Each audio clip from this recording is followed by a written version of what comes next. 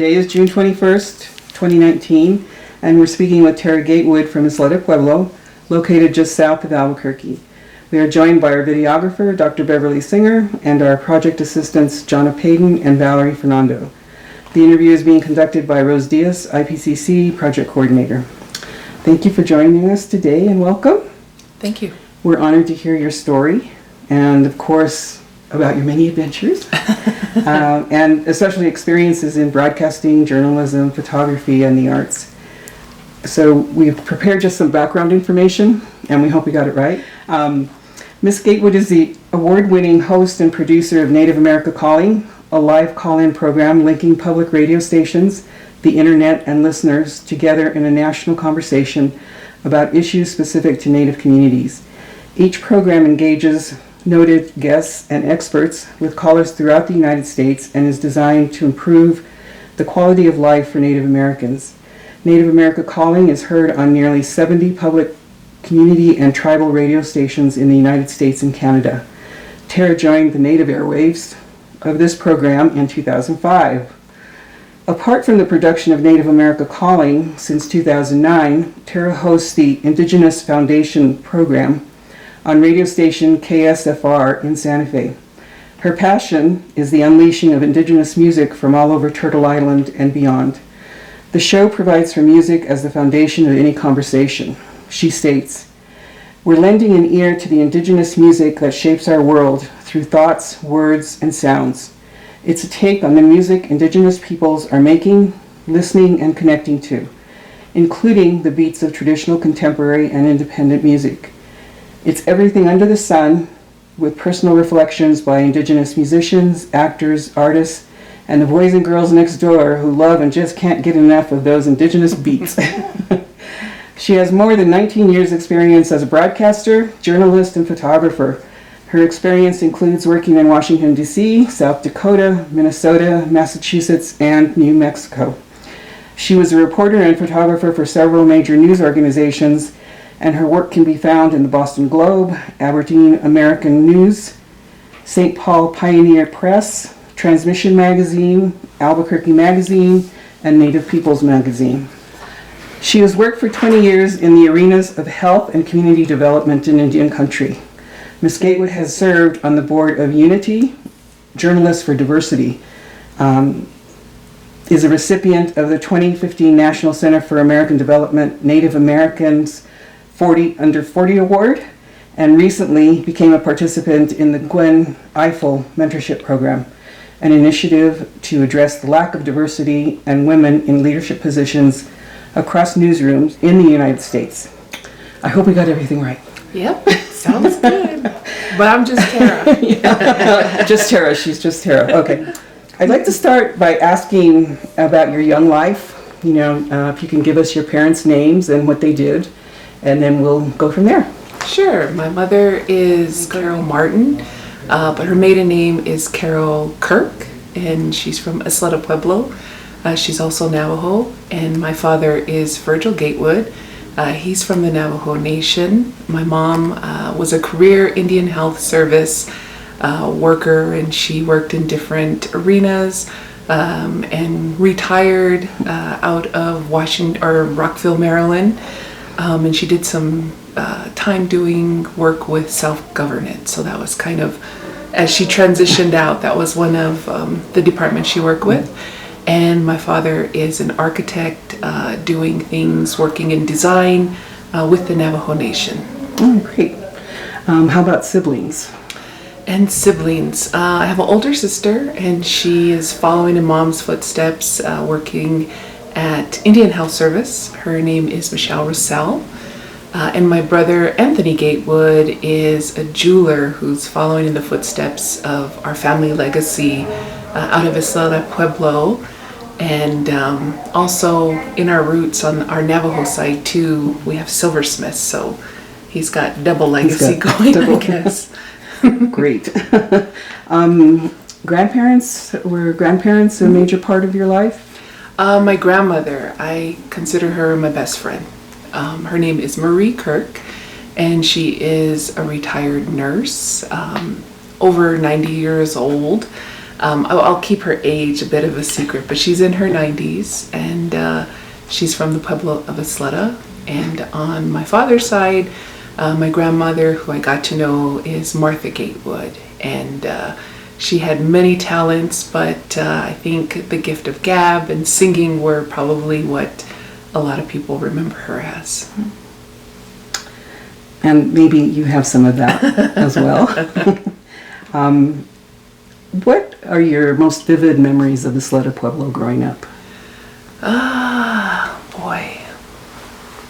I think the most vivid memory is just seeing how the bright sun outside connected to what was going on inside. And whether it be when we were having things going on in our communities, just thinking about life sources outside and how that applied inside into our home. And so I think it rests a lot with family and seeing powerful Native women doing impossible things with few resources at times, but also being there with a lot of strength. And so it's family. I think that's the most vivid. And then being a young person thinking about, well, how do I fit into all of this? You know, I see these very strong women, very focused women in what they were doing, and seeing myself of, you know, I have a lot to live up to. So I think just that space of what was being brought outside, inside, just really, that's what stands out when you say that question. The next question is related to what we were just talking about, which was matriarchy and leadership. And there are themes that emerged in our previous conversation. Who are the women most important to your growth and development, and why? Well, first I'd have to say my mother, Carol, and just the way, like I said, she just seemed to make anything happen. She was strong in everything she did, but she did it with a lot of patience and a lot of kindness, never really showing anger, and reflecting that into whatever she did. I think she just has a grace about her that is so amazing, and I use that today too. And a lot of times people will ask, you know, oh, you're doing this kind of work, you know, where does this come from? And I like to say I blame it on her. It all comes from her, especially the type of patience she has, and putting that into the medium that I work with journalism, has really been an asset, because there's a lot you have to be patient with, and look at the world with kindness and respect too. And so she's definitely somebody I look to and think of constantly throughout the day. My other matriarch is Marie Kirk, my grandmother, who I mentioned, and she is so inspirational on, I think I go back to strength with her, where I get a lot of strength, and even not being afraid to try things. She went into nursing long after most people would. She was an adult and she went to nursing school and really took on education, and some of the stories that she shared about being in the classroom and not being afraid to ask questions when everyone around her in college was like giggling when she was asking some questions that most college people might know about. But she stood strong, and she said there were even times where she said, well, I bet some of you are even wondering this exact question, and I'm not afraid to ask. So I think that's it. And then in her elder years, really got to see all of the stories she had that she never had a chance to share her entire life. And so even now, seeing how important stories can rest in people, but if we never sit down to ask, or we never sit down to listen, those stories never, get unleashed and passed on as you go. And so right now she's an inspiration too, about really caring about her family, and she's in her elder years now. she suffers from dementia, and all of those things that she put her heart into. Now I think I'm just starting to realize everything that she did, especially giving to our family. So a lot of those things go with it. And then I also have to say my great-grandmother, her name was Evangelicita Zuni, but most people knew her by her Asleta name. Nana Narvise was her name. And her presence, oh my goodness, you can say Narvise in certain circles in our community, and people remember her, just the kind of strength that she commanded when she walked into a room. She was really sharp with words, and she could say things in a certain way that just got to the point. So I think of her, and I'm currently wearing one of her pieces that she passed on to our family. So she's with me too always, and I just think of her strength to command so much. She kind of grew up as an orphan, and then to think she's at the head of our family and how much we've grown into this, and what she created, especially her space within our traditional community too. And so I think that goes back to that possibilities that all of these women taught of where you can go, of what you can grow. And so it's kind of like taking a little bit of that strength from my great-grandmother, my grandmother's willingness to explore, and then my mom's grace. It's fun to just kind of think of and mix those together to try and move forward. So those are, boy, they're my heart.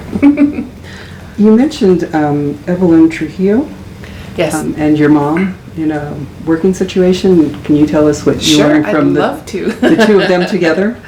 And so we're sitting in the lower level of the Indian Pueblo Cultural Center, and in this area is where I saw my first example of what an office looks like, of what work supposedly looked like. And she was the boss, Evelyn Trujillo. She's also my godmother. And so when I was real little, especially during the summertime, there would be days where, you might have been there with mom at work. And so I would see her in this position leading up the office. And I think for me, I constantly go back to literally this space here in the Cultural Center of thinking of what an office is about, and seeing somebody in charge. And so I go back to that, and it gives me strength to also think about my own position of leading a conversation or leading understanding about our Native communities. And I saw some of that when I was little. And then she was just a lot of fun. That was the other thing that she brought into what it means to be at work, that you could have a little fun, you could make it a good space with good thoughts, and that's just an extension too, when she passed away, of what I heard from her family, of just always wanting to bring that goodness in, not letting it loose and go crazy, but bringing in good so that it could flow. So she's definitely somebody who had a big impact on me. How old were you at this time? Ooh, remember how old? It must be kindergartenish, maybe so even very younger, young, very really young. young. Yeah. And it was the first place I ever saw a computer. And they let me, work on it, although I was playing hangman and then just kind of typing letters any which way. So here I am, in the late 70s, seeing a computer and understanding what it is, as well as touching technology like that. I think back that, wow, all of the stuff that I witnessed in the office was very normal. A woman heading it up, this type of technology, and then also knowing that strength or those beautiful things that came from Isleta women were all a part of what you do, and having a career. So this place has a very special a special place in my heart, and I think building and even understanding of finding our place in the world. How old were you when you moved to Rockville? I think it was third grade. So we moved out to Rockville as my mom was working at Indian Health Service. And so it was such an interesting transition too. And I think back, and our moving truck even was the Plymouth moving country. And so, you know, you see this big truck, and it didn't mean much because I think going into the outside world, I didn't even know this huge journey that was about to start. I came from a concept of the world where there used to be this map that would hang in our classroom in Isleta, and it was the map of New Mexico. And I thought that was the world. I thought everything I ever saw on the news or heard about was somewhere on this, you know, this rectangle. And so it really blew my mind to think we're going, you know that the world is larger than New Mexico, but going beyond those boundaries. And so it was interesting. And now I think back of how much work I've done understanding about the influence colonization has had on our communities. It's so ironic that here we go east on our stuff is going on with the Plymouth movers. And so really funny and ironic, making that journey. But I think a bigger journey of really understanding, what is out there. But at the same time, even as a very young girl, being around all those women, and a lot of my time being young was spent with older people. And sometimes I think back, well, maybe that was just getting me ready, those quick flashcards. Oh, give me a minute. But I think that time, being able to spend it with all of those adults was, quickly filling my cup with so much that I needed to, that I didn't even know that when we would be in the outside world, especially as a young, a baby, kind of, if I saw somebody that age, consider them baby. So a baby having some of these things, or seeing women face these moments, it really filled me up a lot as a little person. And I think I've always been kind of like a little old person anyway. It's interesting to think of that time period. And thank you for giving me the opportunity to reflect back now, because there's so much that is just so ironic as I think back to what was happening with that intersection. But I'm also thankful that my mom would ship me home in the summers to still get some of that grounding and just be wild, because being wild at home is far different than being in the city. But that being wild is also being protected, and there is such a protection that comes from our home communities that you can't feel anywhere else. And so those are some things I remember. Did your whole family relocate, or it was just you and your mom? No, my mother and my brother and sister. So all of us went out east. So you had plenty of company if you needed it. Yeah. When we were speaking about your early years and going to school and starting school, you spoke of the need to explore your identity. What did you uncover or discover? A lot of missing information, a lot of misconceptions, even among my peers. And so I think back to an anecdote that I had shared with you, that we were having to do reports about Native Americans. I wouldn't be surprised if it was in November around that time. I remember always having to tell the story of who I was, of where I came from, misconceptions of people thinking, I was Hispanic. And then when I'd reveal I was Native American, it just didn't make any sense. Or either you get those kind of reactions of living in teepees and things like that. So I think with that constant challenge, it made me think about who I was, and then thinking about the type of things that were available in popular media. I never saw representations of myself. So, there's those images on TV and movie, and so I'd have these conversations with my peers, and I'd tell them about my home and where we came from, even sharing some of the language, and it didn't sound like anything they were used to. And I remember getting frustrated one time doing a report because I couldn't find anything on Isleta Pueblo in the places I had access to. And anything that came up with Pueblo, the only thing that you could find was Zuni. And so I got so frustrated, then I just said, you know what, I'm Zuni.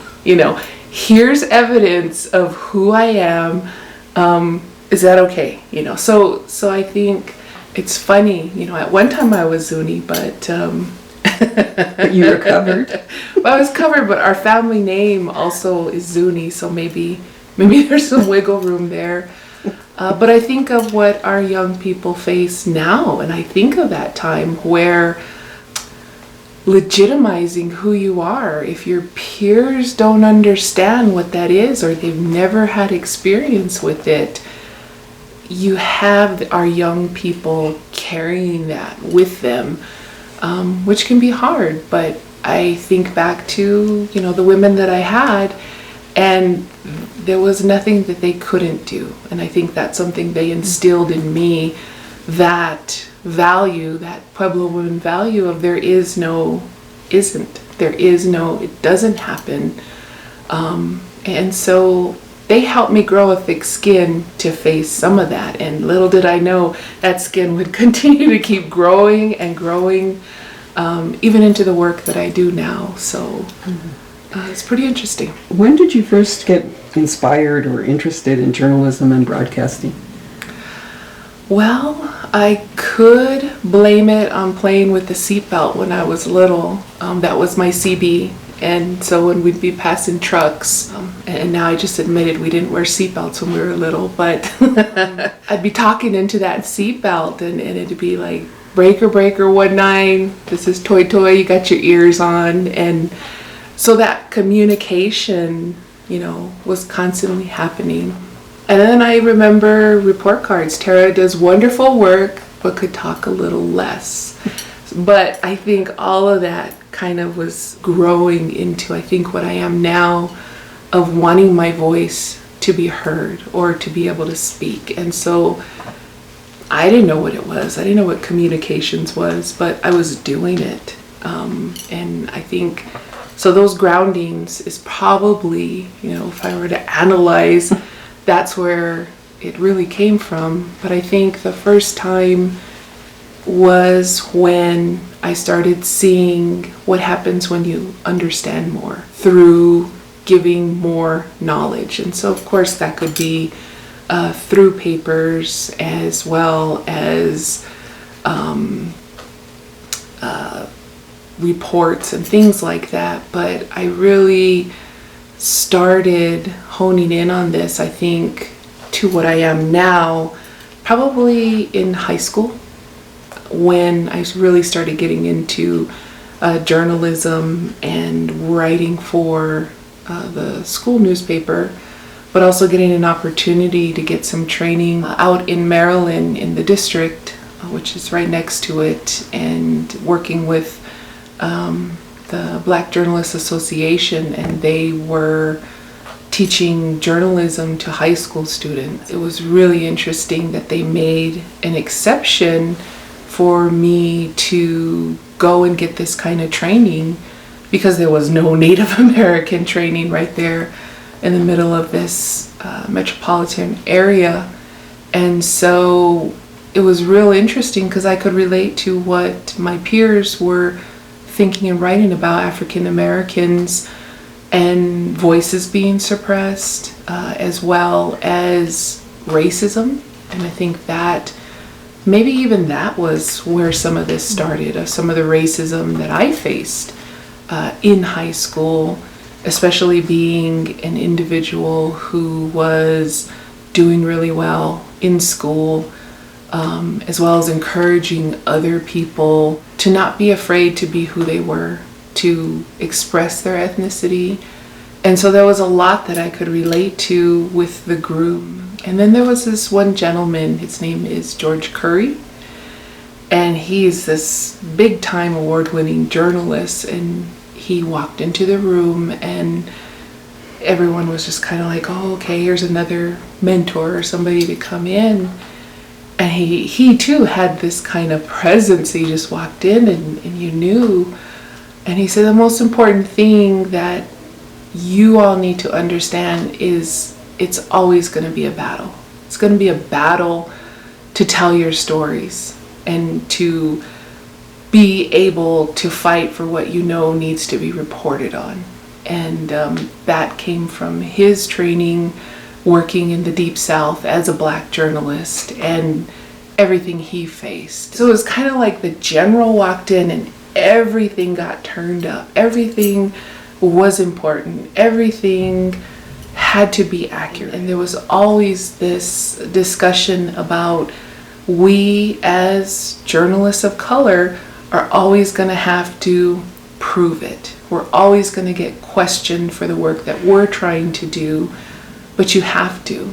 And he even talked about racism, that there will come a time where you will face racism, but you still have to do your job.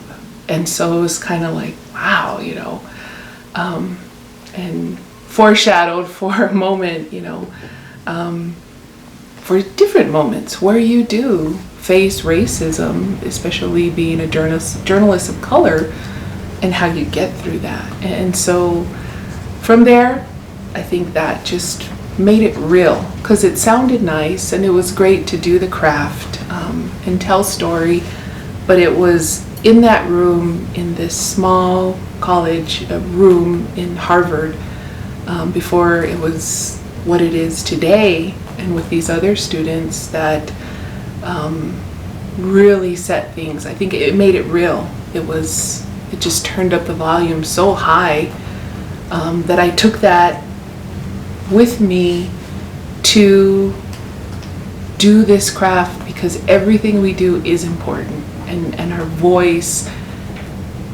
doesn't get heard often, especially with our Native stories. And being a Native journalist, sometimes people think you can't be objective, and no such thing. If you're a journalist, you're a journalist, and you move and work with integrity. But there are those challenges, and especially getting our voice out there. You know, it is. George was right. Everything he said, you know, came to fruition, and our ability to tell story, I see it as a blessing. And I think that's why what I do now, every moment is important. The phone calls that come in, that may be the only time somebody's voice ever gets heard to a national audience.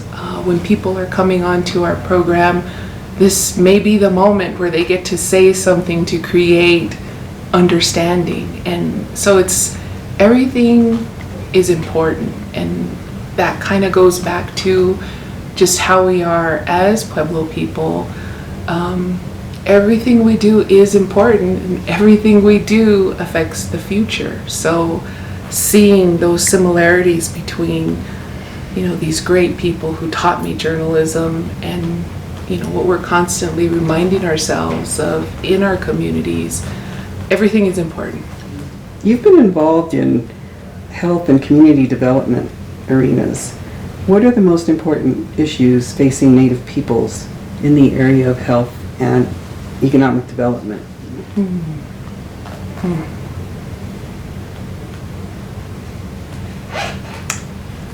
I think with health,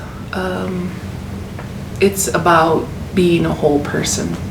I think that's one of the biggest issues, because a lot of times when we think of healthcare in our communities, it's silos, where you think of the body, you think of diet, nutrition, and then often the one part that gets left out is what we think of mental health. Maybe that whole siloing of what happens is one of the biggest hurdles. But it's encouraging, and I really know this as an issue because there are people who are working against that. People like Dr. Warren out of the Great Plains area, of talking about thinking of taking that approach into our health, of seeing the person as a whole person. Well, if you are sick, well, what else is going on? And that reflects back to just how I think we see ourselves or see health as Native people. And so how do we integrate that into healthcare systems that need everything in a silo, often because of funding? And then I think of other issues that our communities are facing: high rates of suicide, high rates of violence, and a lot of times a lot of siloed approaches are taken. But there are these people that I've had the privilege of listening to who want to connect these things across and seeing people as a whole. And then I've heard frustrations too of people who are working in the health arena who want these things to come together, but all of requirements and things like that keep it that way. So, how do we bring that Indigenous approach into a lot of this? It's not really a one thing going on with healthcare, but maybe a challenge that I see a lot of people working towards. And I think of, I hear people's theories of, if we were to do this, think of the person as a whole, as instead of in these parts, what things would look like. And it sounds like a healthy community, or even the way our different departments are set up, if they're sharing information, informing each other. And so maybe what I am saying is seeing healthcare more as a community effort, as opposed to something that has all these inlets that never touch each other. And that's, really specific to our Native nations, because that's what I'm privy to. But at the same time, knowing a lot of people do reside in urban settings, I can imagine what a challenge that can be too. Maybe we can work on that in our communities, but what if that's what you're needing in an urban center? It's a challenge. So whole people are better prepared to create whole communities. I would hope so. Yeah. And then with economic development, I think that one, I think we're in a really special time because people are realizing potentials. And you have people who are getting excellent training to be able to take us into something that I think we've never seen, or maybe even challenging the way we think of business in our communities. And just yesterday, I was watching some video of a report that came out from the Civil Rights Commission. I don't know their full name. It's not with my head right now. But this huge report that came out that said there are these huge disparities in our communities that aren't being met. And so one of the speakers at this hearing, Fawn Sharp, out of the Northwest area, was talking about this concept of using our reservations to invite private sector to come and set up a business.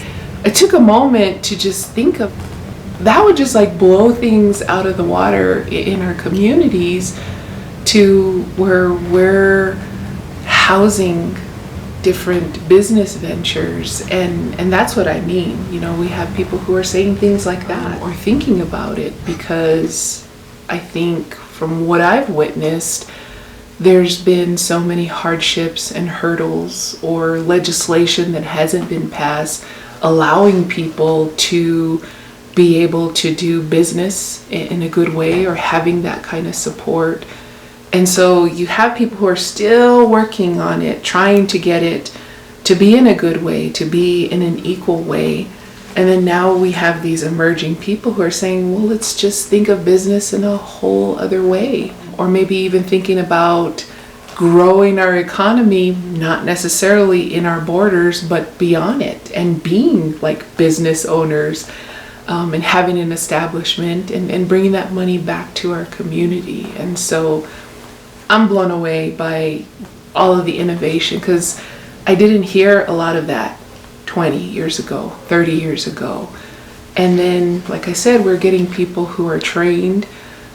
Recently here in New Mexico, there was the Native Women Business Summit, and just hearing how so many people saw the potential for business through their own means or through their own skills, those are definitely conversations that I didn't grow up with. You know, you were supposed to go get a good job, something that was solid, and, you know, pick a door, go into it, and we'll see you in a couple of decades when you retire. You know, that was business and commerce. And so now to see even young people realizing their potential for business, I can only imagine where things will go, because if you have them doing it at this age, what will what will they have created by the time they retire?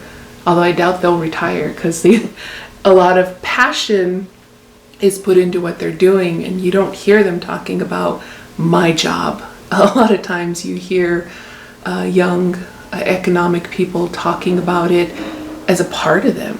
And so it is a very special time right now to even think of that. You know, we're here at IPCC, a good example of development that's going on with allies and partners who believe in our mission. You've been engaged for all of your career in writing and reporting on race, cultural identity, health, justice, and pop culture. Can you share some of the examples that have touched you the most? I'll go back to my first program that I did with Native America Calling, and it kind of brought a lot of what you were just kind of going over, and it was about a museum in Argentina, and this was my first assignment coming into the program. And there was a museum that was about to open, and they were going to put on display the remains of these children that they had discovered at the top of this summit. Because of where they found these children, they were frozen, so they looked as if they had just gone to sleep. You know, it was as if it was that moment in time. And so these scientists were really excited because they finally had something that would, you know, give them a fresh specimen, I guess is a quick way to say it. And so they were going to put these children on display and open up a museum. And so we caught wind of it, and that was the first assignment that they gave me to produce on my own. And so I had some experience with repatriation in our Native communities, and even witnessed a very important one that happened in South Dakota when the Native American Graves and Repatriation Act was so young, and saw, you know, what it meant for these ancestors to come back home. So it had that understanding of it, and heard from people who worked to get NAGPRA approved. So just knew, you know, how much went into it and what really happens when things like that are put into place. And so to be handed this assignment to look at something where they were going to actually put these children on display, it was really, really shocking. Right there in those two comparisons revealed what the topic was, the discussion, the dialogue that really needed to happen was what happens internationally. And so we ended up finding, you know, some very impossible people to find, using Spanish to speak to a son of a major leader who only spoke in his native language, and relaying that information back to just even understand what's going on, and a lot of people miss that native voice. So just digging into that and trying to get all of that to come together, and then having that conversation on this program, Native America Calling, it was huge. And I think maybe it was hugest not only for our staff because of what we were uncovering and connecting, but maybe for the listeners who understand how systems are in place here in the United States, and then to here's what's going on in Argentina, and how does that relate to the way you see things. And so a lot played into it. And I think one big thing that I was thinking on as I concentrated on this program and was doing the research is what motivates a place like this to think it's okay to put children, who were laid to rest, and the way the information went, they were laid to rest in an Indigenous way. It was intriguing to think, how do they think it's okay to do this? Why is it here? We understand to a certain point, and I'm sure people would argue it's still kind of that way, but how do we have these two kinds of spaces? And so this conversation that I've been asked to put together to produce is to introduce the middle ground of putting these two spaces together. And then something that we do with our program, engage in dialogue. So it's not just here's one side, here's the other, here's the middle. And now we're going to have these two sides talk to each other. And so I think with that program, all of those aspects I think you just asked about were covered, or maybe even misconceptions. And getting to that point where I know understanding is very powerful, because even one of the researchers kind of questioned himself, should I have even removed those children? And I think that very moment is showing the power of what all this does when we have more information. All those misconceptions, identity. We knew, as Native people, thousands of miles away, I had to read 3 paragraphs and I understood it was a part of a ceremony and why these children were there as another Native person. And so being informed in that way, we understood. It brings, I think, so much together. It's global indigeneity, not just local, but it affects how the local scene is conversing about it. So what was the outcome? I believe they went through with it. I should double check that.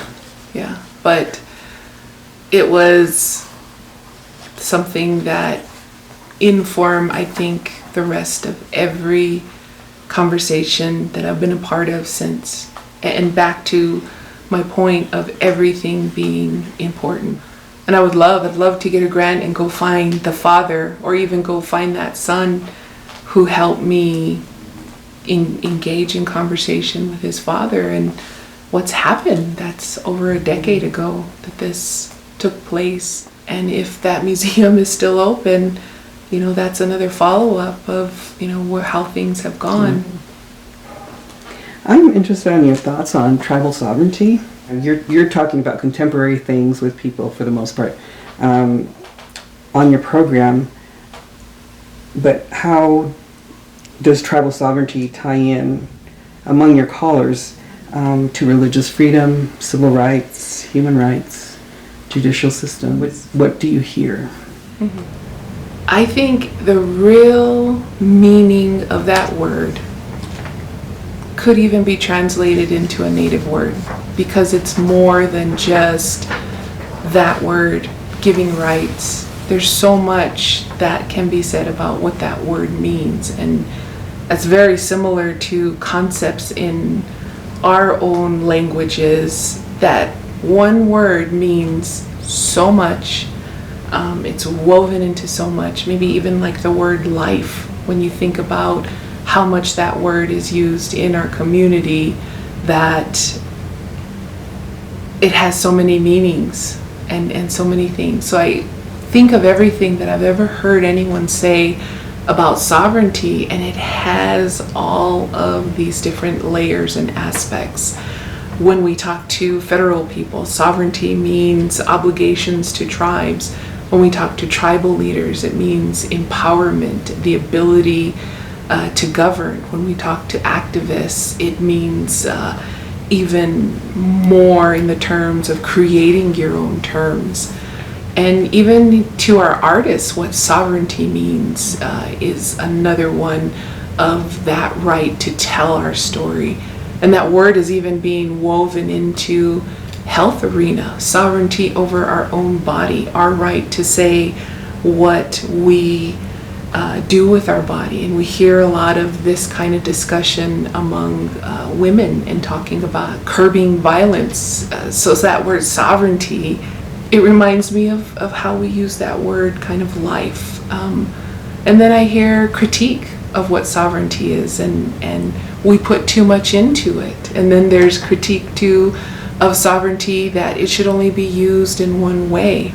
So for a word to have all of that connected to it, it's an important word to learn, but maybe it will take a lifetime to answer that question directly with a quick sentence. But I think when I do see people using it, for the most part, it's about asserting power or challenging when power has been taken away. And I think that's a really important thing that we face as Native people, that power of constantly being taken away, but also that celebration of people reclaiming that power. And so, jury's still out on what exactly that word means, other than, the definition, but there's a lot that's connected to it. You offer a counter narrative, right, in your radio program. How do people view that? How do mainline or mainstream broadcasters view you and what you're doing with your programs? So we have another hour for this? No. Oh boy, how do people view what we're doing as counter-narrative? You're providing a counter-narrative to mainstream thinking. Well, I would imagine it's celebrated and feared. The people who celebrate it, number one, are Native communities. This is probably the first time they're hearing a Native person speak this way. And a lot of times I think of all of the different stations where these discussions are taking place, and many of them are right there in border towns, which we hear about has a lot of stress, a lot of racism. And so when we can go on air and bring on somebody who helped program something to take a machine to Mars, or hear from a congressional leader who is Native American, or hear from a lawyer who can blow your mind with their intelligence, or an artist who can speak with so much love that you just want to ask them advice, those voices are happening in those spaces. And so when it's there, I can imagine what the Native people who face racism on a daily basis, what hearing all of that good energy or that intelligence is going on, how it shakes things up for their own selves. Of maybe it's a breath of fresh air, or I've been saying we knew, or even presenting our Indigenous knowledge and ratifying it, because in this space we understand Indigenous knowledge is huge. We don't question it. We know that's how we're even here surviving, is because of that knowledge. And so many times what we know as Native people, it's put down. And so here's this program that breaks through the air, breaks through space, and I guess time, because we're on a little bit of a delay. But it's providing that in that community. And so Native people or people who are also allies to our Native communities, I would see they see it as a celebration. But on the counter, it really shakes up maybe systems that have been in place that say our narratives are tales and legends, or spaces where laws may be hindering the progress of a community. And so we shake things up, I think, in that kind of sense. But thinking in journalism, it's really interesting to be among other mainstream journalists and hearing what we're doing. And I think it's both. There's sometimes celebration and sometimes it's shaking things up. I can remember being at a conference as the issue that was going on in North Dakota with the people who were standing up to protect the water, and speaking to a major news decision maker of a television entity there close to where everything was happening, and hearing some of their analysis of the kind of stories that were going out from the get-go, portraying all those people who were at those camps, as activists, not water protectors, but also seeing them as a problem and not even being in a journalistic way to understand what's the issue, what are these people really fighting about. And I remember this individual challenging me after I had said, this is the kind of coverage we do, this is the kind of program that I work with, and was assuming that I wouldn't challenge the people who were there in those camps and asking critical questions. And it just really made me think of how other media entities might view what we're doing and seeing us as advocates. But I go back to, I'm a journalist. There's only one way to do journalism with truth and accuracy. And yes, I'm Native American, but I'm doing this with truth and accuracy.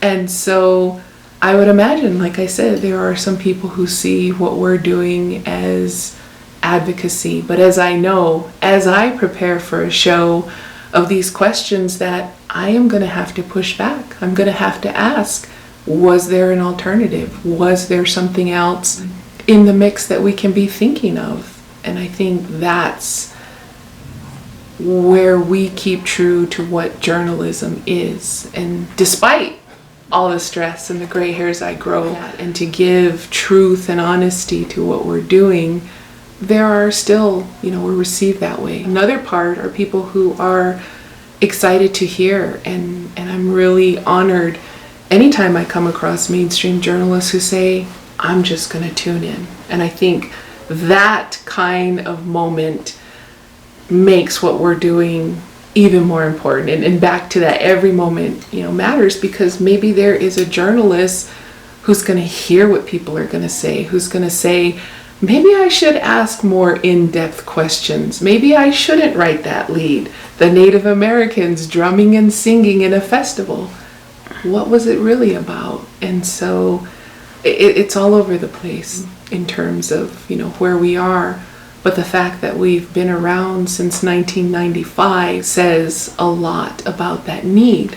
But at the same time, we're one of the only entities doing this. And so I wonder, what things would look like if we had local Native America callings that were just specific to communities. We think of that, and I'm a part of a mentorship program that is taking a look at where we are as people of color in the newsroom. And when we look around and you look at the statistics, our numbers are few, or people who are in charge of the newsroom or making editorial decisions, and there aren't a lot, and that can lead to a lot of confusion. As I know as a journalist, a lot of times those positions, there truly are the gatekeepers for giving the green light on whether a reporter can go out and cover something. And a lot of times it's really hard covering our Native communities because we're not the easiest to jump into, especially if a reporter has never reported on our tribal communities, we are not ready for people to parachute in, take our story, take off, and then we don't know, and then we read it wrong in the paper. So there's a lot of work that still needs to be done. So when I think about what do others say about the kind of medium, I hear all those things. There needs to be more importance on what we're doing so that it's in more places. Maybe that's what I pass on to younger people of create that thing.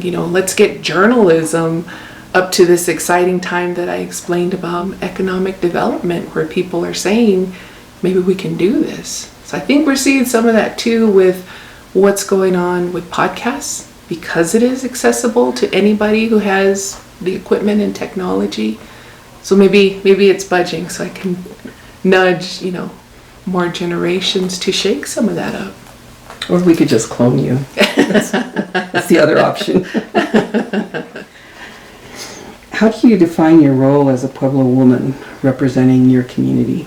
Well, it's a part of me, so I can't pick it apart and say that. And how I know it's a part of me and everything that I'm doing is when something's difficult, I think about ways my matriarchs have encouraged me to think about things. And so, those basic principles of it doesn't happen. When you apply something like that to journalism, especially the type of journalism that we do, where we have to find people to be on 5 days a week, and we want the people who are closest to whatever is going on. And sometimes it is, finding a man in the middle of Argentina and getting his son to translate and do some of that. And so it goes into, again, that thinking of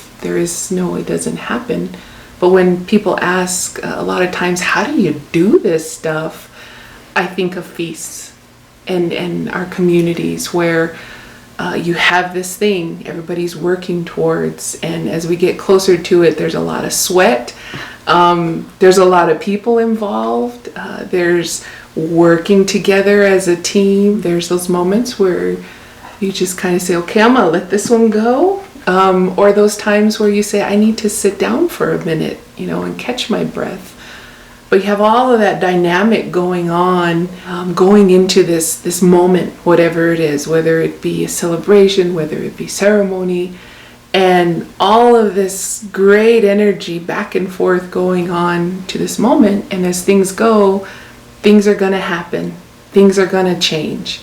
You're going to have to go one way or other with it. And that moment, kind of when we go on air, is that thing we've all been coming together and working towards. And at that moment, that is the most important thing that we're all giving our energy to, so that it can have the best life that it can.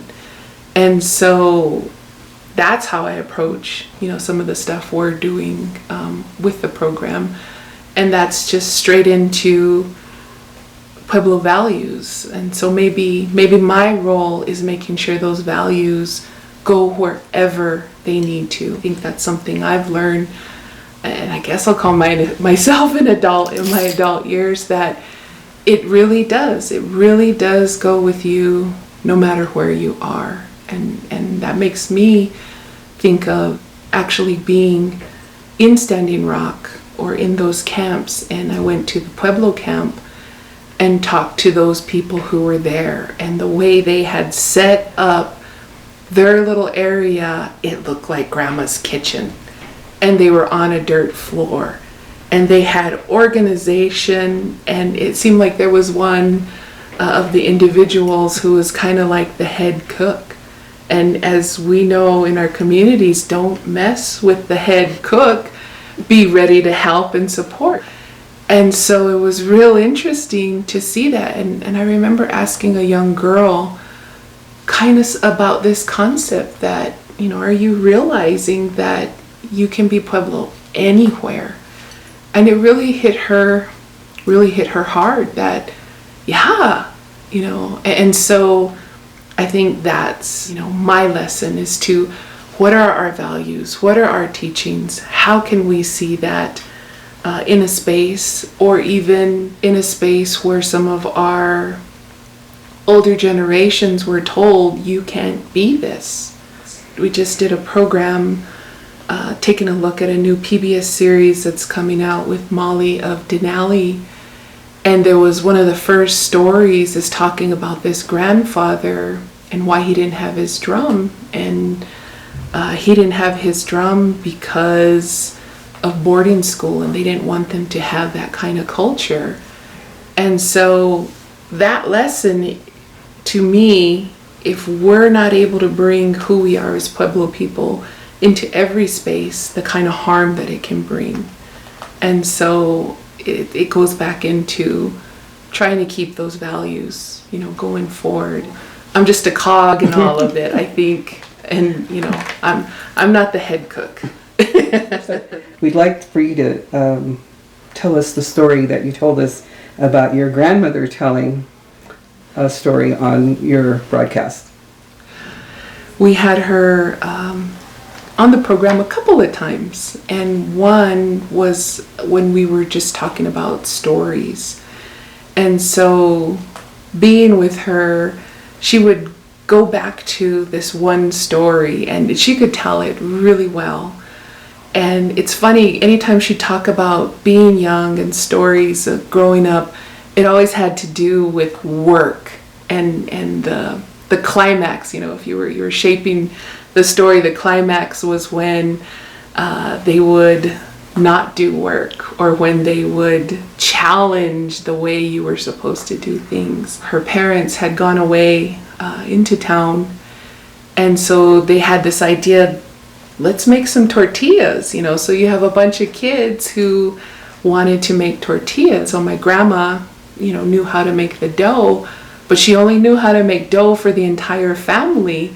So she starts making these tortillas, and there were too many. She was saying that they were trying to eat them, but there were just too many tortillas for them to get down there into their bellies. And so they had the idea that they would give it to the chickens, and they start, giving all these tortillas, trying to hide the evidence that they had made tortillas, without a reason, which just goes beyond so much of concepts, especially during, those times where there weren't a lot of resources. And if the kids made all the tortillas, what are you going to eat? They're trying to hide all of these, the evidence. So they're giving them to the chickens, and they thought they had solved it. The parents had come home, and I'm sure they had a lot of anxiety about what they had done. And then my great-grandmother that I talked about, she's a very powerful woman, and you really didn't go against her. And so she just simply told my grandma, the next time you feed the chickens tortillas, break it up, because then they'll eat it. And so she would tell that, but it warms my heart to even be able to tell that story. Just even thinking of a simple life. Maybe I will use that metaphor in some form later on down the road of, lessons learned. Break it up. But no, I think that's one of my favorite stories. And so what we did with the program, because I knew she knew that story so well, I asked her to tell it in Isleta. I took the Isleta version and played that on the program, and even now to this day people still remember that, and it just made me feel really good that there was that moment where there was this dialogue that was specific to our community, our language speakers. Here's your moment to hear something you can relate to, and to hear, this story that was pretty funny. I always appreciate when people say, hey, I remember when your grandma was telling the tortilla story, and then take it to that next step where they tease her too, which we know is love in many forms in our community. Well, our final question is there anything you would like to add? Anything we haven't asked you that you might have had in the back of your mind that we would ask you? Or this opportunity to reflect and thinking about where this will go, and knowing it'll reach other Pueblo people. I think all this whole journey to get to this point, to think about this, to be in front of these cameras, is just thinking about my life and some of the smallest things that happened to you when you were little, or that first memory you have of something may one day prepare you for a moment, is something that I just want to remind people about, that every moment is important, that it's preparing you for something, maybe even preparing you for something very scary, or even preparing you for a moment so that you can laugh. And I think just that reminder, everything is leading up to something, even when it's hard. I think those are good words to also hold on to, and just want to encourage people to understand your life is important and all those little moments with it. thank you for joining us. This has been a really great hour or so. So thank you very much. We're very blessed to have you here. Thank you.